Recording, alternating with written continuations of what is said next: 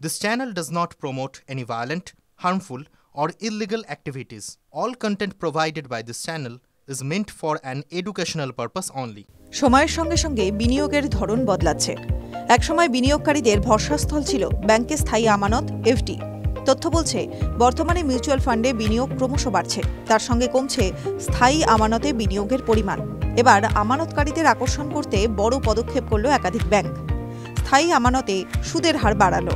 ব্যাংকে নগদের পরিমাণ বাড়াতে পদক্ষেপ করছে ব্যাংকগুলি। এর জন্য স্থায়ী আমানতে সুদের হার বাড়ালো একাধিক ব্যাংক। প্রবীণ নাগরিকদের স্থায়ী আমানতের ক্ষেত্রে সুদের হার বাড়ালো আইডিবিআই ব্যাংক। ৮০ বছর কিংবা তার বেশি বয়সী নাগরিকদের জন্য আইডিবিআই চিরঞ্জীবী সুপার সিনিয়র সিটিজেন এফডি চালু করেছে আইডিবিআই ব্যাংক। স্থায়ী আমানতের ক্ষেত্রে ব্যাংকের নির্দিষ্ট যে সুদের হার তার চেয়ে ৬৫ বেসিস পয়েন্ট পাওয়া যাবে এই স্কিমে। সিনিয়র সিটিজেন স্কিমের চেয়েও এই স্কিমে সুদের হার ১৫ বেসিস পয়েন্ট বেশি। আইডিবিআই ব্যাংকের এই স্কিমে ৫৫৫ দিনের জন্য টাকা রাখলে ৮.০৫% হারে সুদ পাওয়া যাবে। ৩৭৫ দিনের স্থায়ী আমানতের ক্ষেত্রে সুদের হার ৭.৯%, ৪৪৪ দিনের জন্য সুদের হার ৮% এবং ৭০০ দিনের জন্য এই স্কিমের স্থায়ী আমানতের সুদের হার ৭.৮৫%। সোমবার ১৩ জানুয়ারি থেকে এই স্কিম চালু হয়েছে। বিনিয়োগকারীদের টানতে স্থায়ী আমানতে বড় পদক্ষেপ করেছে ব্যাংক অফ বরোদাও।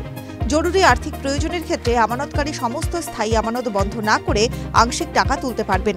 স্থায়ী আমানতের মেয়াদ শেষ হওয়া পর্যন্ত যতবার খুশি আংশিক টাকা তোলা যাবে। ১২ মাস থেকে ৬০ মাস পর্যন্ত স্থায়ী আমানত করা যাবে। ন্যূনতম ৫,০০০ টাকা স্থায়ী আমানত করতে পারেন আমানতকারীরা। ব্যাংকের নির্দিষ্ট সুদের হারের চেয়ে সিনিয়র ও সুপার সিনিয়র নাগরিকরা বাড়তি সুদ পাবেন। ৩ বছর পর্যন্ত স্থায়ী আমানতের ক্ষেত্রে অতিরিক্ত ০.৫% সুদের হার পাবেন সিনিয়র নাগরিকরা। ৩ বছরের বেশি থেকে ৫ বছর পর্যন্ত স্থায়ী আমানতের ক্ষেত্রে সিনিয়র নাগরিকরা ০.৬% অতিরিক্ত সুদের হার পাবেন। আর সুপার সিনিয়র নাগরিকরা ৮০ কিংবা তার বেশি বয়সী ১ বছরের বেশি স্থায়ী আমানত করলে অতিরিক্ত ০.১% সুদের হার পাবেন। TV9 Bangla digital.